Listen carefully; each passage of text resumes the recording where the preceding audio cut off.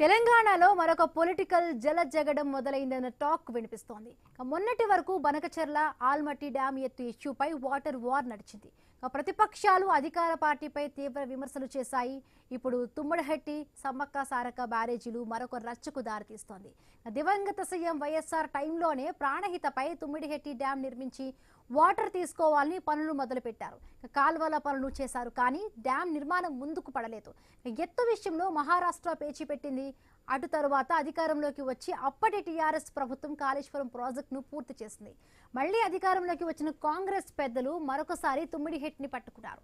Dam నిర్మాణం విషయంలో మహారాష్ట్రను ఒప్పిస్తామంటూ CM Revanth విశ్వాసంతో కామెంట్ చేశారు. 152 మీటర్ల ఎత్తుతో డ్యామ్ను నిర్మిస్తామంటూ కామెంట్ చేశారు సీఎం. అప్పటి ప్రభుత్వం తుమ్మిడిహెట్టిని కావాలనే పక్కన పెట్టిందంటూ తీవ్ర ఆరోపణలు చేస్తూ ఉన్నారు.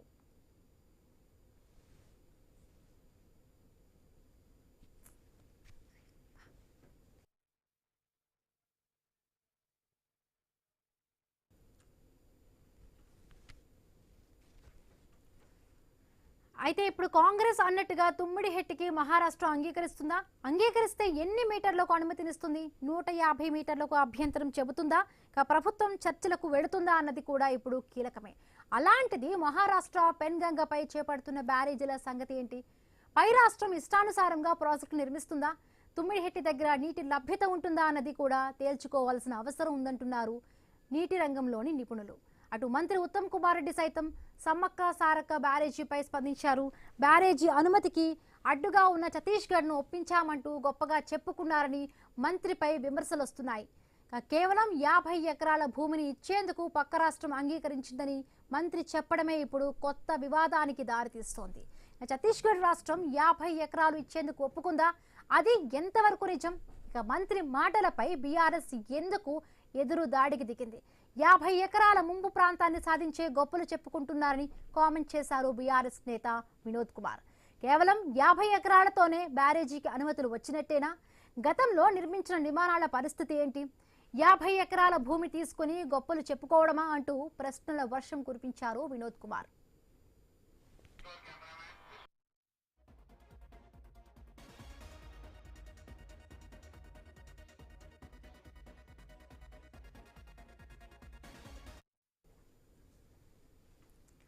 ఇలాంటి పరిస్థితుల్లో మహారాష్ట్ర ఛత్తీస్గఢ్ ప్రభుత్వాలను కాంగ్రెస్ ప్రభుత్వం ఒప్పిస్తుందా? ఎందుకంటే అక్కడ ఉన్నది బీజేపీ ప్రభుత్వాలు కావడమే పలు అనుమానాలకు తావిస్తోంది. కాంగ్రెస్ అన్నట్టుగా మహారాష్ట్ర తుమ్మిడిహెట్టికి ఒప్పుకోవడం అంత ఈజీ కాదంటున్నారు ఇంజనీర్లు. ఎందుకంటే 152 మీటర్లతో ప్రాజెక్టు కడితే మహారాష్ట్రలోని పలు మండలాలు ముంపునకు గురవుతాయన్న ఆందోళన ఉంది. దాన్ని దృష్టిలో పెట్టుకుని అప్పటి టీఆర్ఎస్ ప్రభుత్వం కాళేశ్వరం ప్రాజెక్టు చేపట్టిందన్న వాదన ఉంది. ఇలాంటి పరిస్థితుల్లో ప్రాజెక్టుపై బీఆర్ఎస్ అభ్యంతరాలేంటి? అధికార కాంగ్రెస్ వాదనేంటి? తుమ్మిడిహెట్టి దగ్గర డ్యామ్ నిర్మాణానికి ఎలా ముందుకు వెళతారు? నీటిపారుదల రంగంలో అనుభవం ఉన్న ఇంజనీర్లు ఏమంటున్నారు అన్నదే ఇప్పుడు చర్చగా మారింది.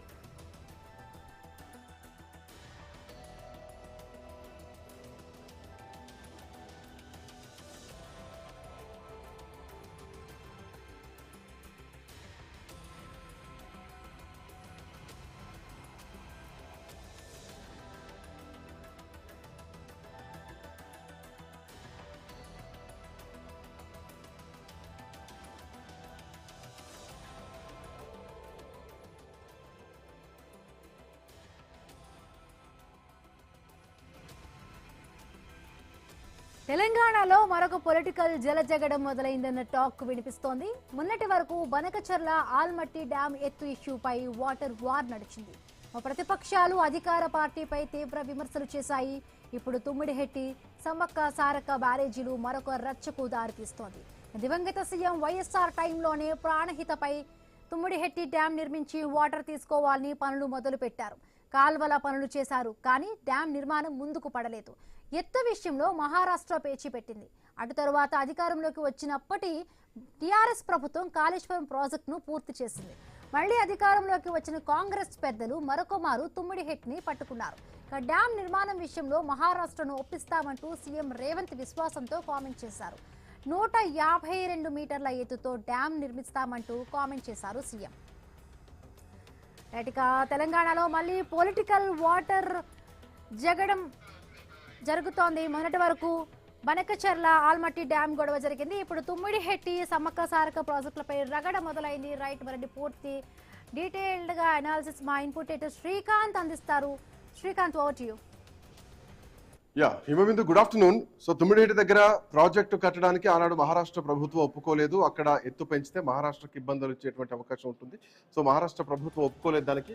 సో ఒప్పుకున్నటువంటి పరిస్థితుల్లోనే అక్కడ నుంచి మేడిగడ్డకు బ్యారేజ్ ను షిఫ్ట్ చేయడం జరిగింది. అక్కడ నీటి లభ్యత ఉంది. తుమ్మిడిహెట్టి దగ్గర నీటి లభ్యత లేదు.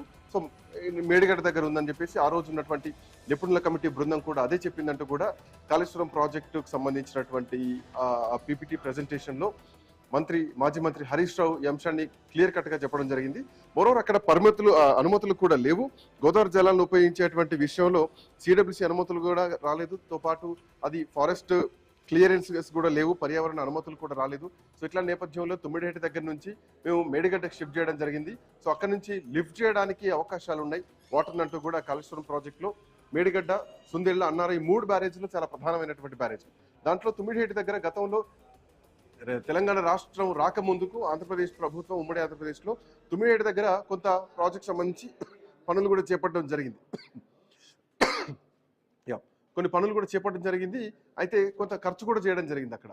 సో బహుశా 700 కోట్ల వరకు కూడా ఖర్చు చేశారన్నది కూడా అప్పుడు కాంగ్రెస్ పార్టీ చెప్పినటువంటి అంశం. బట్ దాన్ని పక్కన పెట్టేసి మళ్ళీ మేడిగడ్డకు షిఫ్ట్ చేశారు. రాష్ట్ర ప్రభుత్వం వచ్చిన తర్వాత కేవలం ఇది కమిషన్ల కోసం మాత్రమే ఇక్కడి నుంచి తుమ్మిడిహెట్టి దగ్గర నుంచి మేడిగడ్డకు బ్యారేజ్ ని షిఫ్ట్ చేశారు అన్నది ప్రధానంగా కాంగ్రెస్ పార్టీ ఆరోపించింది. సో మేడిగడ్డ ఎప్పుడైతే బ్యారేజ్ కుంగిందో ఇప్పుడు రాష్ట్ర ప్రభుత్వం కొత్త మాట ఎత్తుకుంది. సో ఇట్లాంటి నేపథ్యంలో అటు సమ్మక్క సారక్క బ్యారేజ్ కూడా అనుమతులు సాధించుకున్నాం అని చెప్తుంది ప్రభుత్వం. తో పాటు 152 మీటర్ల ఎత్తుతో తుమ్మిడిహెట్టి దగ్గర మేము బ్యారేజ్ నిర్మిస్తాం, మహారాష్ట్ర ప్రభుత్వాన్ని ఒప్పిస్తామంటూ కూడా రాష్ట్ర ప్రభుత్వం చెప్తున్నటువంటి అంశం. సో బీఆర్ఎస్ పార్టీతో కానిది, అక్కడ నీటి లభ్యత లేనిది, ఇలా కాంగ్రెస్ పార్టీ అక్కడ ఏ ఉద్దేశంతో బ్యారేజ్ కట్టడానికి ముందుకెళ్తామని నిర్ణయం తీసుకుంటున్నారు. మేడిగడ్డని కాదని వాళ్ళు ఈ రోజు తుమ్మిడిహెట్టి దగ్గర మళ్ళీ బ్యారేజ్ నిర్మిస్తామంటే సో కాళేశ్వరం ప్రాజెక్ట్ లో ఇంకొక కొత్త టర్న్ తీసుకోబోతోందా? మహారాష్ట్ర ఒప్పుకుంటుందా? గతంలోనే మహారాష్ట్ర ఈ అంశాన్ని ఒప్పుకోలేదు ప్రధానంగా. సో ఇట్లా నేపథ్యంలో మహారాష్ట్ర ప్రభుత్వాన్ని ఒప్పిస్తామంటూ కూడా ముఖ్యమంత్రి చాలా కాన్ఫిడెంట్ గా చెప్తున్నారు. అంటే ఒప్పించేటువంటి పరిస్థితులనే మహారాష్ట్ర దీన్ని ఒప్పుకుంటుందా? మరోవర్ అక్కడ నీటి లభ్యత ఉందా లేదా? సో ఇంజనీర్ల డిప్యూటీల కమిటీ మాత్రం నీటి లభ్యత లేదు అని చాలా సందర్భాల్లో చెప్పారు. ఈవెన్ మొన్న పీసీ ఘోష్ కమిషన్ లో కూడా నిపుణుల కమిటీ కొంతమంది అక్కడ లేదు నీటి లభ్యత, మేడిగడ్డకు షిఫ్ట్ చేశారు అన్నది చెప్పడం జరిగింది. అయితే ఇట్లా నేపథ్యంలో అంటే పీసీ ఘోష్ కమిషన్ ఏమో అక్కడ నీటి లభ్యత ఉంది, మరి ఇక్కడ ఎందుకు షిఫ్ట్ చేస్తారో తెలియదు, నిపుణుల కమిటీ ఒకటి చెప్తోంది అంటూ పీసీ ఘోష్ కమిషన్ చెప్తే, లేదు ఇంతమంది నిపుణుల కమిటీ ఉంది, ఈ నిపుణుల కమిటీ అక్కడ నీటి లభ్యత లేదు, ప్రతిదీ నిపుణుల కమిటీ చెప్పినటువంటి అభిప్రాయాల మేరకే మేము నడుచుకున్నాం, ఏది సొంత నిర్ణయం కాదు, ఏది కేసీఆర్ నిర్ణయం కాదు అంటూ కూడా గతంలో హరీష్ రావు చెప్పడం జరిగింది. దానికి సంబంధించినటువంటి ఏవైతే అంటే ఒక ప్రాజెక్ట్ కట్టడానికి జాతీయ సంస్థలు 10-11 జాతీయ సంస్థలు ఉంటాయి. సో వాటికి సంబంధించినటువంటి అన్ని ఆర్గనైజేషన్స్ క్లియరెన్స్ సర్టిఫికేట్ ఇచ్చిన తర్వాతనే మేము ప్రాజెక్ట్ కట్టడానికి ముందుకెళ్ళామంటూ కూడా ప్రధానంగా చెప్పినటువంటి అంశం. సో ఇట్లాంటి నేపథ్యంలో ఇప్పుడు ఈ తుమ్మిడిహెట్టి దగ్గర బ్యారేజ్ కడితే అది వర్కౌట్ అవుతుందా? మహారాష్ట్ర ప్రభుత్వం ఒప్పుకుంటుందా? సో ఇది ఇంకొంతకాలం ఇట్లాగే కొనసాగుతుందా? కనుక మా కరెస్పాండెంట్ స్వామి కూడా అందుబాటులో ఉన్నారు. స్వామి, ఇంకొక పొలిటికల్ వాటర్ వార్ ఒకటి నడుస్తుంది అనుకోవచ్చా? తుమ్మిడిహెట్టి దగ్గర నీటి లభ్యత లేకపోతేనే ఆ రోజు బీఆర్ఎస్ ప్రభుత్వం మేడిగడ్డకు షిఫ్ట్ చేసింది. బట్ ఇప్పుడు మేడిగడ్డలో కూలినటువంటి ఈ కుంగిన పిల్లర్ ని మొత్తం ఆ పియర్స్ ని పక్కన పెట్టి మళ్ళీ తుమ్మిడిహెట్టి దగ్గర కడతా ఉంటున్నారు. ఎట్లా చూడొచ్చు? మహారాష్ట్ర ప్రభుత్వం ఒప్పుకుంటుందా? ఏం జరగబోతోంది? కాళేశ్వరం ప్రాజెక్టులు రిపేర్ చేసే పరిస్థితి లేదా? కొత్తది కట్టాల్సిందేనా? దట్టు తుమ్మిడిహెట్టి దగ్గర కట్టాల్సిందేనా? అంటే ఒకవైపు రాష్ట్ర ప్రభుత్వం తుమ్మిడిహెట్టి దగ్గర గతంలో వైఎస్ రాజశేఖర రెడ్డి ముఖ్యమంత్రిగా ఉన్నప్పుడే ఒకవైపు ప్రాణహిత సుజలా స్రవంతి ఏదైతే పేరుతో వీళ్ళైతే పెట్టారో అంబేద్కర్ పేరుతోటి ఆ ప్రాజెక్టుకు సంబంధించి అప్పుడు దాన్ని రెసిడెంట్ చేసి కేసీఆర్ దాన్ని కాస్త మేడిగడ్డ వద్దకు తీసుకొచ్చి అప్పగించడం జరిగింది. మేడిగడ్డ నుంచి తుమ్మిడిహెట్టి వద్ద దాదాపుగా 130 కిలోమీటర్ల గ్యాప్ ఉంటుంది. ఈ మధ్యలోనే దాదాపుగా 100 టీఎంసీల పైన వాటర్ మనకు వచ్చే అవకాశం ఉంటుంది. అక్కడ చాప్రాల్ వైల్డ్ లైఫ్ శాంక్చురీ కారణంగా తుమ్మిడిహెట్టి వద్ద మనం 148 వద్దనే కట్టుకోవాలని చెప్పేసి మహారాష్ట్ర ఒకవైపు సూచిస్తుంది. దీనికి సంబంధించి మనకు 152 మీటర్లు ఉంటే తప్ప మనకు వెసులుబాటు లేదు. ఇప్పుడున్న పరిస్థితుల్లో 70 టీఎంసీలు 100 టీఎంసీలు కూడా వాడుకోలేని పరిస్థితి ఉంది. మరోవైపు దీనికి సంబంధించిన విషయంలో చాప్రాల్ వైల్డ్ లైఫ్ శాంక్చురీకి దాని నుంచి మనకు పర్మిషన్ రావాలంటే సిడబ్ల్యూసీ నుంచి, సుప్రీంకోర్టు నుంచి, వైల్డ్ లైఫ్ బోర్డు నుంచి పర్మిషన్ వస్తే తప్ప మనం కట్టుకోలేని పరిస్థితి ఉంటుంది. దాదాపుగా దానికి 10 ఏళ్ల పాటు లీగల్గా ఫైట్ చేయాల్సి ఉంటుంది. అందుకోసమే కేసీఆర్ అన్ని ఆలోచించే అక్కడ పరిస్థితి వైబిలిటీ కాదని చెప్పి తీసుకొచ్చి దీన్ని ఒకవైపు తమ్మిడిగట్టి వద్ద ఉన్న పాయింట్ని కాస్త మేడిగట్టకు అన్నారం సుందిలకు మార్చి అక్కడి నుంచి వాటర్ని లిఫ్ట్ చేయడం కోసం ప్రపోజల్ పెట్టారు. వర్షాలు బాగా సమృద్ధిగా పడ్డ కాలంలో ఏం కాదు, కానీ వర్షాభావ పరిస్థితి తలెత్తినప్పుడు కరువు పరిస్థితి తలెత్తినప్పుడు మాత్రమే మేడిగడ్డ నుంచి వాటర్ తీసుకోవడం కోసం ఉపయోగపడుతుందని చెప్పేసి కూడా దాన్ని ప్రపోజ్ చేయడం జరిగింది. మొత్తానికి దాదాపుగా ఇందులో ఉన్నటువంటి మొత్తం వాటర్ సంబంధించి దాదాపుగా 20 లక్షల ఎకరాలకు పైగా తాగునీరు అందించినటువంటి ఈ కాళేశ్వరం ప్రాజెక్టులో భాగంగా తమ్మిడిగట్టు వద్ద ఇప్పుడు ప్రాజెక్టును ఖచ్చితంగా కట్టి తీరుతామని చెప్పేసి కాంగ్రెస్ పార్టీ కంకణం కట్టుకొని కూర్చుంది. రాష్ట్ర ప్రభుత్వం పదే ప్రయత్నాలు చేస్తుంది. ఇప్పుడు పరిస్థితుల్లో 152 మీటర్ల వరకు కట్టే వెసులుబాటు లేదు. మహారాష్ట్రలో పెద్ద ఎత్తున కూడా సబ్మెర్జెన్స్ బ్యాక్ వాటర్ బాగా ఎక్కువై చాలా ప్రాంతాలు మునిగిపోతే దానికి సంబంధించి నష్టపరిహారం చెల్లించాల్సి ఉంటుంది. ఇప్పుడు మహారాష్ట్ర ముఖ్యమంత్రిగా ఉన్న దేవేంద్ర ఫడ్నవీస్ గతంలో ఇదే ప్రాజెక్టుకు వ్యతిరేకంగా ఒకవైపు విదర్భ నాగపూర్ ఏరియా ప్రాంతంలో పెద్ద ఎత్తున ఉద్యమాలు చేసి దీనికి వ్యతిరేకంగా జైలుకు వెళ్ళినటువంటి వ్యక్తి ఆ విషయంలో అంత ఈజీగా ఒప్పుకునే పరిస్థితి లేదని చెప్పేసి కూడా చర్చలు కొనసాగాయి.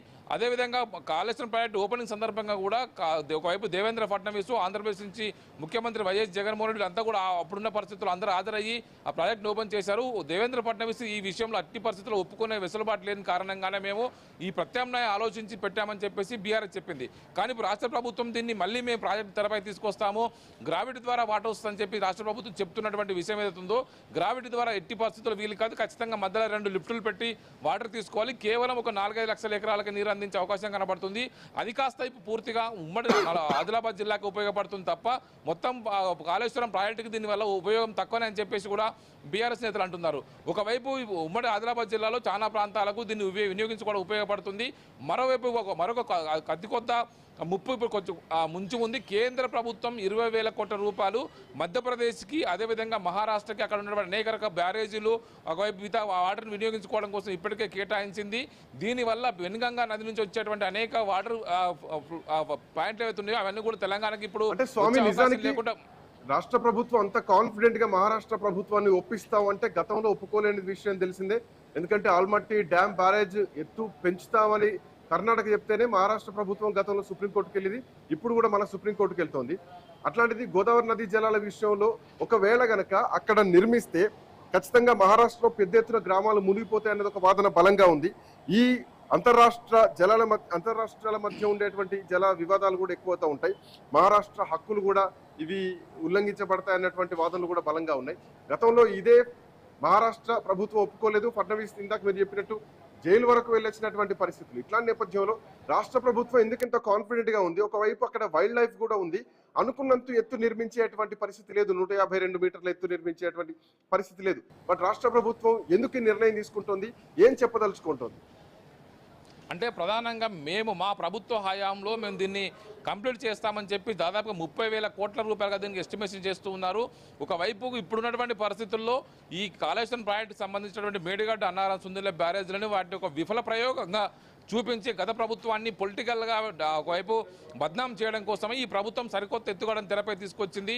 మేము దాదాపుగా ఒకవైపు లక్షల ఎకరాలు నీళ్ళు ఇవ్వడం కోసం మేము 90,000 కోట్లు ఖర్చు పెడితే కేవలం 4 లక్షల ఎకరాలకు 60-70 టీఎంసీల వాటర్ని ఒకవైపు ఇది డ్రా చేసుకునే వెసులుబాటు లేని ప్రాజెక్టు కోసం ఈ ప్రభుత్వం 30,000 కోట్ల రూపాయల పైగా ఖర్చు పెడుతుందంటే మేము చేసింది ఖర్చు ఎక్కువ ఉందా, ఇప్పుడు వీళ్ళు పెడుతున్నట్టు ప్రపోజల్ ఎక్కువ ఉందా అని చెప్పేసి కూడా బీఆర్ఎస్ నుంచి ఎదురుదాడి మొదలైంది. రాష్ట్ర ప్రభుత్వం మా కాంగ్రెస్ ప్రభుత్వ హయాంలో మేము దీన్ని కడతామని చెప్పేసి మేము హామీ ఇచ్చాము. పలు సందర్భాల్లో మేము తమ్మిడిగట్టు వద్దకు వెళ్ళి చూసి వచ్చాము. కేసీఆర్ చేయలేని ప్రయత్నం మేము చేసి చూపిస్తామని చెప్పేసి ముఖ్యమంత్రి రేవంత్ రెడ్డి పదే భీష్మించి కూర్చుకొని దీన్ని చేయాలని చెప్పి ప్రయత్నం చేస్తున్నారు. ఒకవేళ చేసినా కూడా మొత్తం ప్రాజెక్టుకి వాటర్ రాకుండా కేవలం ఉమ్మడి ఆదిలాబాద్ జిల్లా వరకు మాత్రమే అది ఉపయోగపడుతుంది. పైన ఇప్పుడు వెనుగంగా నది పైన కేంద్ర ప్రభుత్వం ఇచ్చే నిధులతోటి ఇప్పటికే మహారాష్ట్ర అటు మధ్యప్రదేశ్ 2 రాష్ట్రాల్లో కూడా అనేక రకాల బ్యారేజ్లు, డ్యామ్లు కట్టుకుని ఆ వాటర్ని వినియోగించుకోవడం కోసం వాళ్ళు ఇప్పటికే కేంద్ర నిధులతోనే వాళ్ళు ప్రాజెక్టులు మొదలు పెట్టారు. ఇప్పుడు ఇలాంటి పరిస్థితుల్లో అక్కడి నుంచి వచ్చే వాటర్ కూడా ఇంకా మరింత తగ్గే అవకాశం కనబడుతుంది.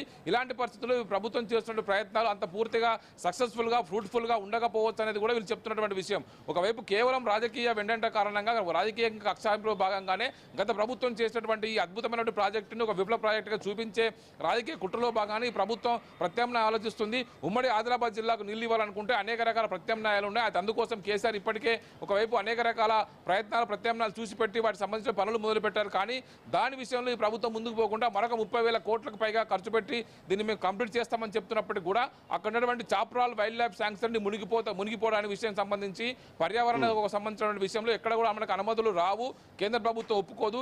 దీనికి అనుమతులు రావాలంటే సుప్రీంకోర్టు ద్వారా ఉన్నటువంటి గ్రీన్ బెంచ్ ఒప్పుకోవాలి.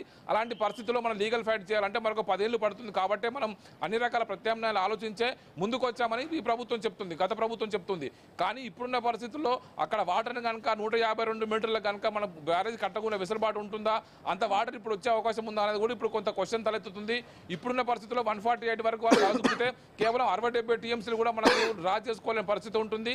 బ్యాక్ సైడ్ సబ్మెర్జెన్సీ ఎక్కువగా ఉంటే ఎట్టి పరిస్థితుల్లో మహారాష్ట్ర ఒప్పుకోదు. ఇటు wild life sanctuary, Chaprala wild life sanctuary వల్ల కూడా ఇబ్బంది అయ్యే అవకాశం ఉంటుందని చెప్పేసి అంటున్నారు. ఒకవైపు ఆల్మట్టి విషయంలో మరొక వివాదం కొనసాగుతుండగానే మీరన్న ఆల్మట్టి నుంచి కంటిన్యూ చేస్తే, ఒకవైపు ఆల్మట్టితో కర్ణాటక ప్రభుత్వం ఆల్మట్టి డ్యామ్ ఎత్తు పెంచితే తెలంగాణకు భారీ నష్టం రాబోతుంది. ఆల్మోస్ట్ 100 టీఎంసీల నష్టం జరగబోతోంది. ఇంకోవైపు మేడిగడ్డ అంశం ఇట్లా ఉంది. ఇంకోవైపు ఛత్తీస్గఢ్ ప్రభుత్వం నుంచి కూడా కొంత సానుకూలంగా ఉంది. అక్కడ మేము సమ్మక్క సారక్క బ్యారేజ్ నిర్మాణానికి సంబంధించి కూడా బ్యారేజ్ పైన ఉత్తమ్ కుమార్ రెడ్డి స్పందించారు. బ్యారేజ్ కి కొన్ని ఏదైతే 50-60 ఎకరాల భూమి ఉందో అది కూడా ఇచ్చేందుకు పక్క రాష్ట్రం ఒప్పుకుందని చెప్పేసి రాష్ట్ర ప్రభుత్వం చెప్తోంది. సో ఈ విషయంలో పార్టీ సక్సెస్ అయింది అనుకోవాలా, లేదంటే కేవలం ముంపు ప్రాంతాలను ఎకరాల భూమిని తీసుకొని వీళ్ళేదో గొప్పలు సాధించినట్టు మాట్లాడుతున్నారని చెప్పేసి బోయినపల్లి వినోద్ కుమార్ మాటల్ని, ఈ 2 మాటలు ఎట్లా చూడొచ్చు స్వామి?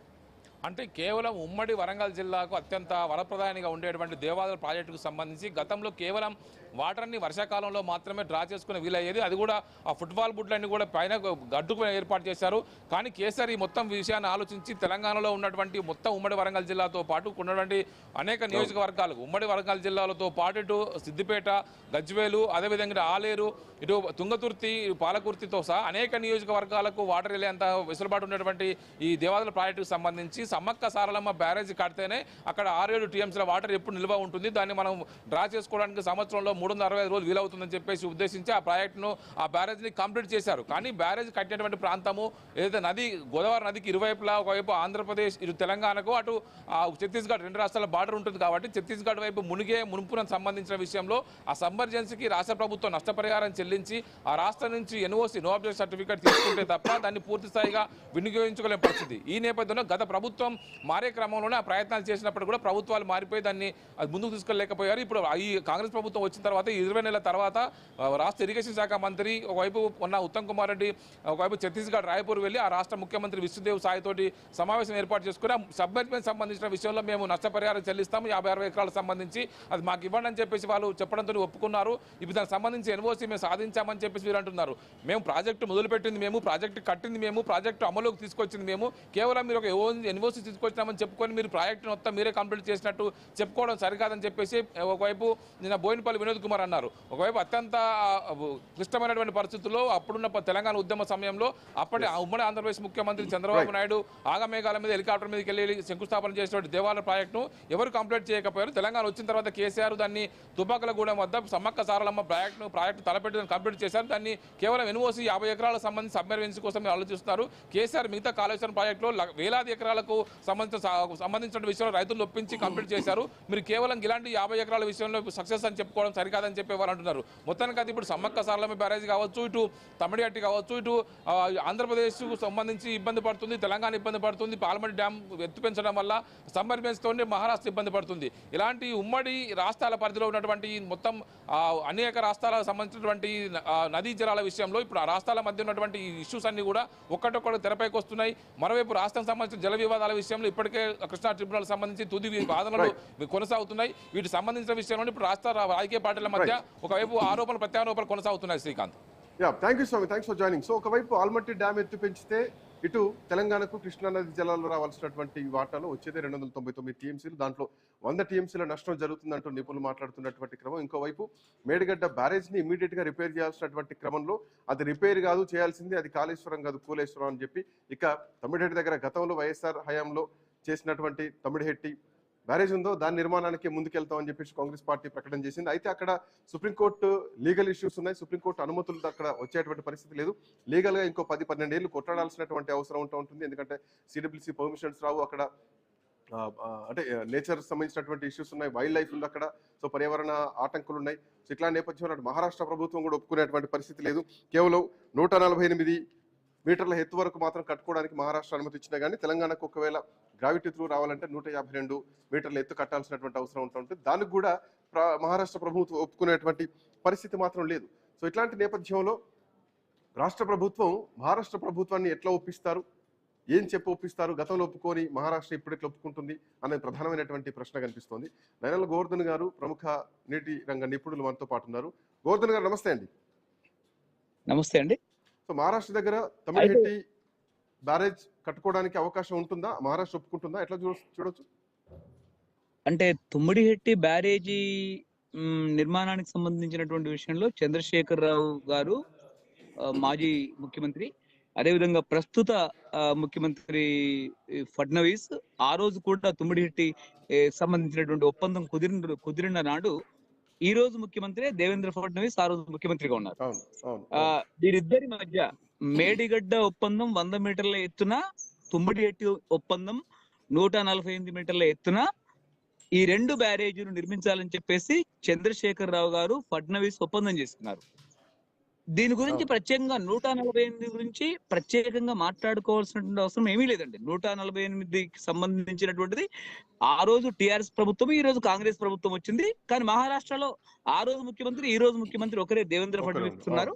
కాబట్టి ఒకవేళ 148 మీటర్ల ఎత్తున్నే కనుక బ్యారేజ్ నిర్మించాలనుకుంటే కొత్త విషయాలకు సంబంధించి ఈ రోజు దాన్ని రీజవనేట్ చేసుకోవడం, అంటే తిరిగి ఒకసారి గుర్తు చేసుకోవడం తప్ప దాని గురించి పెద్ద విషయం కాదు. 148 మీటర్ల ఎత్తులో మనం బ్యారేజ్ నిర్మించుకోవచ్చు. రెండవది ఇంకోటి కీలకమైన విషయం ఏంటంటే ఈ రోజు రాష్ట్ర ప్రభుత్వం 150 మీటర్ల ఎత్తున అనేది మాట్లాడుతున్నారు. 150 మీటర్ల ఎత్తునకు సంబంధించి కూడా పెద్ద విషయం కాదు. బహుశా మహారాష్ట్రాన్ని మనం కన్విన్స్ చేసి దానిలో పోయేటటువంటి కేవలం ఒక 12,000 ఎకరాల భూమికి మనం పరిహారం చెల్లించాల్సి ఉంటుంది. 148 మీటర్లు అయితే దాదాపు ఒక అతి తక్కువ భూమి, ఒక 150 ఒక 200 ఎకరాల మధ్యనే పరిహారం చెల్లించాల్సిన పరిస్థితి ఉంటుంది. వాస్తవంగా అక్కడ ముంపు కూడా 0 148లో. కాబట్టి 150కి సంబంధించినటువంటి విషయం ఈ రోజు ఎందుకు రిలవెంట్ అంటే తుమ్మిడిహెట్టి 2008లో శంకుస్థాపన చేస్తే 2015లో చంద్రశేఖరరావు గారు దానిపైన ఒప్పందం చేసుకున్నారు 148 మీటర్ల పైన. ఈ రోజు మహారాష్ట్ర 2008 నుంచి ఈ రోజు వరకు తుమ్మిడిహెట్టి పరివాహం పక్కన, అంటే తుమ్మిడిహెట్టి ప్రాజెక్టు పక్కన దేవేంద్ర ఫడ్నవీస్ ఏరియా అదంతా, అంటే దేవేంద్ర ఫడ్నవీస్ ది నాగ్పూర్, గడ్చిరోలి ప్రాంతం. ఈ ప్రాంతంలో అతను ఎక్కువ నిర్మాణం ఉన్నటువంటి వ్యక్తి, ఆయన నివాస ప్రాంతం కూడా. కాబట్టి ఈ ప్రాంతంలో విపరీతమైనటువంటి పరిశ్రమలు ఈ 2008 నుంచి ఈ మధ్య కాలంలో, ఈ గత సుమారు 13-14 ఏళ్ల కాలంలో ఈ మధ్య విపరీతంగా పరిశ్రమలు వెలిశాయి. కాబట్టి అదంతా ఒక విపరీతమైనటువంటి పారిశ్రామిక జోన్ గా నాగ్పూర్ కానీ, గడ్చిరోలి కానీ, దాంతో పాటు బలార్షా ఏరియా కానీ, తుమ్మిడిహెట్టి పరివాహక అవతలి మహారాష్ట్ర సరిహద్దు ప్రాంతం బాగా వస్తుంది. కాబట్టి పారిశ్రామికమైనటువంటి ప్రత్యేక పారిశ్రామిక జోన్ గా దాన్ని డెవలప్ చేస్తున్నారు. చాలా ఇంకా మరింత పట్టుదలతో ఉన్నారు. కాబట్టి వారికి కూడా నీటి అవసరాలు ఎక్కువగా ఉన్నాయి. అయితే ఆ నీటి అవసరాలను పరిపూర్తి చేయాలంటే బ్యారేజీ కానీ డ్యామ్ కానీ కట్టకుండా దాన్ని పరిపూర్తి చేయడం చాలా కష్టం. రెండోది ఇంకోటి చాలా కీలకమైనటువంటి విషయం ఏంటంటే మేడిగడ్డ గురించి చాలా పదే కొద్దిమంది చాలా ఒక తప్పుడు ప్రచారం నడుస్తా ఉంది. మేడిగడ్డని మనం పునర్నిర్మించాలి, మేడిగడ్డని మనం బాగు చేయాలి అనేటువంటిది చెప్తున్నారు. కానీ national dam safety authority final నివేదికలో వాళ్ళది ఆ నివేదిక 365 పేజీలు ఉంటుంది. అందులో 400 పేజీల పైన ఉంటుంది. 345వ పేజీలో national dam safety authority Medigadda గురించి, అన్నారం గురించి, సుందిళ్ళ గురించి ఏం మాట్లాడతారంటే మేడిగడ్డ నిర్మాణం పైన మేమేమీ కామెంట్ చేయము, దానికి సంబంధించినటువంటి పునర్నిర్మాణం పైన కూడా మేమేమీ కామెంట్ చేయము. ఆ పునర్నిర్మాణం బాధ్యత, దానికి సంబంధించినటువంటి రిహాబిలిటేషన్ బాధ్యత మాది కాదు. దాని కొరకు ప్రత్యేకమైనటువంటి కమిటీ ఈ దేశంలో ఉన్నటువంటి అత్యంత ప్రముఖులతో, ప్రముఖ సంస్థలతో వేయాలి అని చెప్పేసి national dam safety authority final నివేదిక చెప్పిందండి. ఇంకా వాళ్ళు ఏమన్నారు, చివరికి ఫైనల్ నిపుణుల కమిటీ వేసిన తర్వాత వాళ్ళు ఒక నిర్దిష్టంగా మేడిగడ్డ బ్యారేజ్ అడుగున ఏం జరిగింది, అన్నారంలో ఏం జరిగింది, సుందిలలో ఏమి ఇటీవల మార్పులు వచ్చాయి, డ్యామ్ 2019 నుంచి నిర్మించి ప్రారంభమై ఈ రోజు మేడిగడ్డ అంటే డిబాక్లై సార్ మీరు అన్నట్టు భూమిలో ఆ రిపోర్ట్ లో ఉన్నట్టు ఒక అత్యాధునికమైనటువంటి కమిటీ వేస్తే అసలు విషయం ఏంటనే తెలుస్తా. అంటే దాని అర్థం ఏంది, ఇది పనికి వస్తుందా పనికి రాదా అన్నది. ఇక్కడే ఒక ముఖ్య విషయం చెప్తాను. వాళ్ళు ఇంకా ఏం చెప్పారంటే ఆ కమిటీ వేసి ఆ కమిటీ రిపోర్ట్ ని సిడబ్ల్యూసీకి ఇవ్వాలి. సిడబ్ల్యూసీకి ఇచ్చిన తర్వాత ఉన్నటువంటి 11వ బ్లాక్ అంటే 7వ బ్లాక్ లో ఉన్నటువంటి 11 పియర్స్, 11 పిల్లర్స్, 11 గేట్లు కూల్చిన తర్వాత కూడా నిర్మించేటటువంటి క్రమంలో కూల్చేటప్పుడు మరొక పక్క 11 పియర్స్ లో లేదా 7వ బ్లాక్ లో 6వ బ్లాక్ గానీ లేదా 8వ బ్లాక్ గానీ ఏ వెంట్రుక వాసి నష్టం కలిగినా మొత్తం ఆ బ్లాక్ ని మొత్తం కూల్చాలని వాళ్ళు చెప్పారు. రెండోది ఇంకోటి కీలకమైన విషయం అంటే 7వ బ్లాక్ లో 11 పియర్స్, 11 గేట్లు పునర్నిర్మాణం చేసినప్పటికీ కూడా ఏదైనా 6వ బ్లాక్ నుంచి 1వ బ్లాక్ వరకు 8వ బ్లాక్ గానీ లేదా అన్నారం సుందిలలో ఉన్నటువంటి మొత్తం బ్లాక్లలో ఒక పియర్ గానీ ఒక గేట్ గానీ కూలిపోదనేటటువంటి గ్యారంటీ మేము ఇవ్వము. అన్ని బ్యారేజీల అడుగున పెద్ద పెద్ద బోయారాలు పడ్డాయి, పెద్ద పెద్ద బొంగలు పడ్డాయి. కాబట్టి మీరు నీళ్లు నింపడం మొదలెడితే అక్కడ ఆ బోయారాల వెడల్పు ఎక్కువ అవుతుంది, దాని కింద ఉండేటటువంటి పునాది మొత్తం విధ్వంసం అవుతుంది అని చెప్పేసి ఎన్డీఎస్ఏ చాలా క్లియర్ గా చెప్పింది. కాబట్టి ఆ 3 బ్యారేజీలని నేషనల్ డ్యామ్ సేఫ్టీ అథారిటీ మొదటి నివేదిక లేదా 2వ నివేదిక ప్రకారం మీరు చదవండి దయచేసి. చాలా మంది కొంతమంది I do not comment about that people అంటే వాళ్ళకి సంబంధించిన పేర్లు నేను ఉచ్చరించడం నాకు సంబంధించినటువంటి విలువల రీత్యా భావ్యం కూడా కాదు. అలాంటి వాళ్ళందరూ నేషనల్ డ్యామ్ సేఫ్టీ రిపోర్ట్ ఏదైతే ఉందో ప్రతి అక్షరం చదవాలి. చదవకుండానే నిజాయితీ లేకుండానే చాలా మంది మేడిగడ్డ పునర్నిర్మాణం చేయవచ్చు, అన్నారం పునర్నిర్మాణం చేయొచ్చు, సుందిల నిర్మాణం చేయొచ్చు అంటున్నారు. ఆ 3 బ్యారేజీలలో 1 పైసా అదనంగా ఖర్చు చేసిన ఈ జాతిధనం తెలంగాణ ప్రజల సొమ్ము వృధా. దానికంటే అద్భుతమైనటువంటి ఫౌండేషన్స్ అంటే కింద అడుగు బండరాయి ఉన్నటువంటి తుమ్మిడేటికి వెళ్ళడం చాలా అత్యంత సవ్యమైనటువంటి విషయం. Please. Thank you sir, thank you Govardhan గారు, థ్యాంక్స్ ఫర్ జాయినింగ్. సో ఇంకా అఫ్కోర్స్ ఈ సబ్జెక్ట్ ఇంకా చాలా డీప్గా వెళ్తే ఇంకా చాలా ఇన్ఫర్మేషన్ తీయాల్సి వస్తూ ఉంటుంది. బట్ ఎనివే సమయం చాలా తక్కువగా ఉంది. సో ఇది మొత్తానికి తమిళనాడు దగ్గర ప్రభుత్వం తలపెట్టినా కానీ మహారాష్ట్ర ప్రభుత్వం ఒప్పుకుంటుంది. ఆ రోజు ఫడ్నవీస్ ముఖ్యమంత్రిగా ఉన్నప్పుడే దానికి ససిమీర్ అన్నారు. అండ్ ఇప్పుడు ఇంకా నీటి లభ్యతకు ఇంకా అవసరాలు కూడా అక్కడ పెరిగిపోయినాయి. సో